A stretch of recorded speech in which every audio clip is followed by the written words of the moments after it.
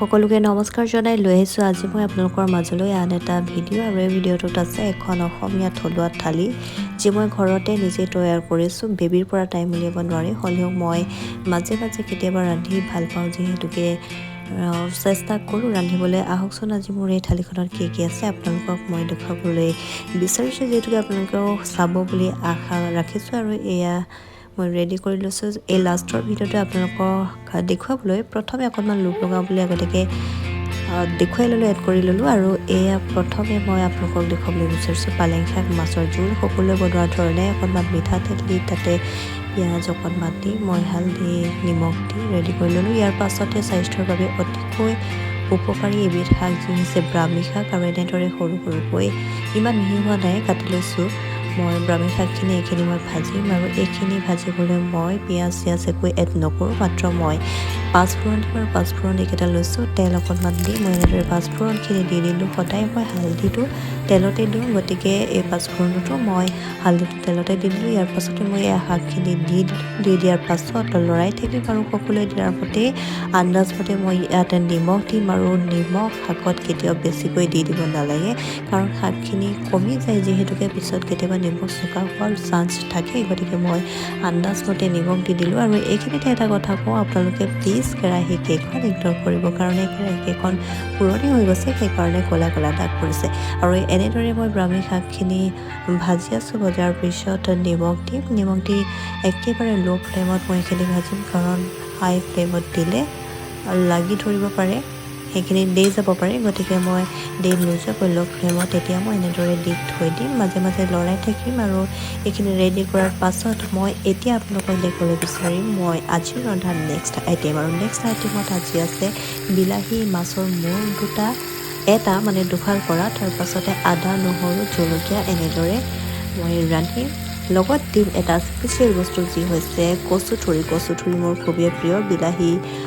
কণ বিলাহীৰ লগত পিটিকাই হওক বা এনেদৰে মাছৰ মূৰৰ লগত মই ভাজি খাই বহুত ভাল পাওঁ। গতিকে আজি মই আপোনালোকক দেখুৱাবলৈ বিচাৰিম। প্ৰথমে মই তেল দি তাতে জলকীয়া 5-6টামান পকা জলকীয়া দিছোঁ, বিলাহীখিনি এনেদৰে একেটা চেপতে কাটি লৈছোঁ, লগতে আদা নহৰু দিছোঁ আৰু হালধি দি দিছোঁ। ইয়াত মাছৰ মূৰটো যে দেখিছিলে দুফাল যে আছিলে, সেই মাছৰ মূৰকেইটা মই এনেদৰে ভাঙি একেবাৰে গুড়ি কৰি পেলাম। ইয়াৰ পাছত এইখিনি বিলাহীখিনি তেলত দিয়াৰ পিছত যেতিয়া কমি যায়, ইয়াত মই নিমখো দিছোঁ, কাৰণ সোনকালে সিজি যায় নিমখ দিলে বস্তুবোৰ। ইয়াৰ পাছত মই এনেদৰে লৰাই থাকিম কিছু সময় ল' ফ্লেমত দি, কাৰণ নেপেলাওঁগৈ, দেই গ'লে খাবলৈ বেয়া লাগিব। আৰু এনেদৰে বিলাহীখিনি কমি যোৱালৈকে এইফালে মই ৰেডি কৰি লৈছোঁ কচুথুৰিখিনি অলৰেডি বইল কৰা আছে। আৰু ইয়াৰ পাছত মই এতিয়া এড কৰিম ইয়াত মেইন বস্তুটো, সেইটো হৈছে কচুথুৰি। আৰু ইয়াত দেখিছে বইল কৰি পানীখিনি পেলাই ল'লোঁ। তেনেকুৱা হ'লে যিটো খজুৱাই কচুৱে, সেই কচু খজুৱা চান্সটো নাথাকে। গতিকে মই ইয়াত এনেদৰে কচুথুৰিখিনি দি ল'লোঁ। দিয়াৰ পাছত লৰাই থাকিম। খুব এটা ধুনীয়া লগা হৈছে দেখিবলৈ, হয়নে? ধুনীয়া লগা দেখিবলৈ নহয়, এইটো খাবলৈও বহুত টেষ্টি হয়। আপোনালোকে যদি এনেদৰে খোৱা নাই আজিলৈকে, বহুতে হয়তো খায় বিভিন্ন ধৰণেৰে কচুথুৰি ৰান্ধি খায় বা মাছৰ মূৰ ৰান্ধি খায়। এনেদৰে যদি খোৱা নাই আপোনালোকে ট্ৰাই কৰিব বুলি আশা ৰাখিছোঁ, কাৰণ বহুতে টেষ্টি হয়। লগত আদা নহৰু জলকীয়া এনেদৰে দি দিব। জলকীয়া দি দিলে কচুৰ যিটো জালটো, সেই জালটোৰ কাৰণ নাথাকে, নখজুৱাই, জ্বলাটোৱে কাটি দিয়ে সেই খজুৱাটো। আৰু এনেদৰে মই লৰাই থাকিম। লৰাৰ পিছত মই একদম ল' ফ্লেমত দিম, কাৰণ হাই ফ্লেমত দিলে বস্তুবোৰ সিজি গ'লেও কিন্তু পটককৈ বেয়া হৈ যায়, কেৰাহীত লাগি ধৰে। গতিকে এনেদৰে মই ভাজি আছোঁ। একদম ধোঁৱা ওলাইছে, কি ধুনীয়া লাগিছে, মোৰো লাগিছে ধুনীয়া, আপোনালোকৰ লাগিছে নে নাজানো, মোৰ কিন্তু লোভ লাগিছে। একদম বহুত ধুনীয়া এটা স্মেল আহিছে। ভিডিঅ'ত দেখুৱাব পৰা হ'লে স্মেলটো দেখুৱাই দিলোঁ হয়, কিন্তু এতিয়া উপায় নাই, দেখুৱাব নোৱাৰিম। গতিকে এনেদৰে মই ভাজি আছোঁ। এনেদৰে দেখিছে এইখিনি গুড়ি হোৱালৈকে মই কচুথুৰিখিনি অকণমান কমি যোৱালৈকে এনেদৰে মই ভাজি থাকিম। আৰু লাষ্টত মই সৰু আলু 3-4টামান অকণমান ভাঙি দি দিছোঁ ভাল লাগক বুলি। ওপৰত আলু জিলিকি আছে, নহৰু জিলিকি আছে।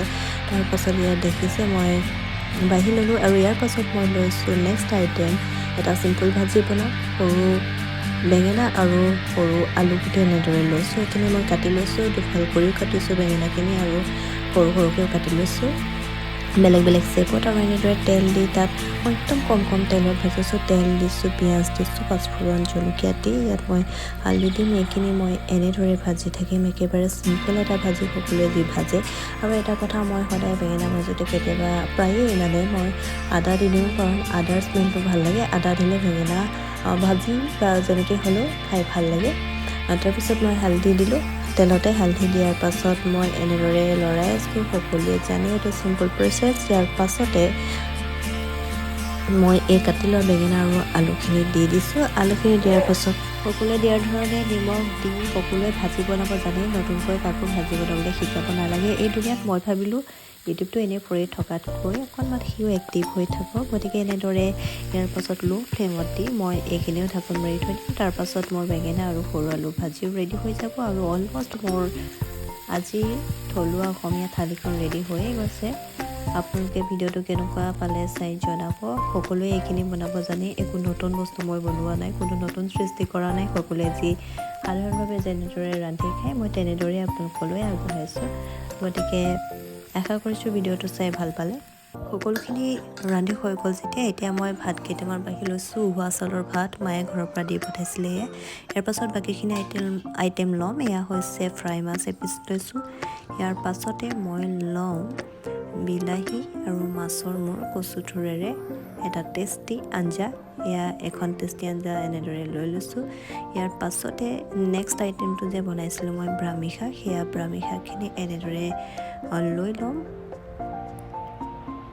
আৰু ইয়াৰ পাছতে মই সৰু বেঙেনা আৰু সৰু আলু ভাজিখিনি লৈ লৈছোঁ ইয়াৰ পাছত আৰু এটা আইটেম বাকী থাকিব সেইটো হৈছে পালেং শাক আৰু মাছৰ জোল আৰু শেষত মই সেইটো লৈ ল'ম আৰু এনেদৰে মই লাষ্টত লৈছোঁ মাছৰ জোল আৰু পালেং শাক আৰু মাছৰ জোল আৰু অকণমান জোল লৈ লওঁ খাই ভাল লাগিব পালেং শাকৰ জোলটো এনেও খাব লাগে স্বাস্থ্যৰ বাবে অতিকৈ ভাল পালেং শাক আৰু এয়া মোৰ আজিৰ খানা ৰেডি মাছ একদম ৰঙা হৈ আছে এইফালে বেঙেনা আৰু আলু ভাজি এইফালে হৈছে পালেং শাক আৰু মাছ আৰু এইফালে ব্ৰাহ্মী শাক কচু থোৰ মাছৰ মূৰ আজি ইমানেই আছিলে মোৰ অসমীয়া এসাঁজ আৰু ভিডিঅ'টো চাই যদি ভাল পালে লাইক কমেণ্ট শ্বেয়াৰ ছাবস্ক্ৰাইব কৰিব বুলি আশা ৰাখিছোঁ ধন্যবাদ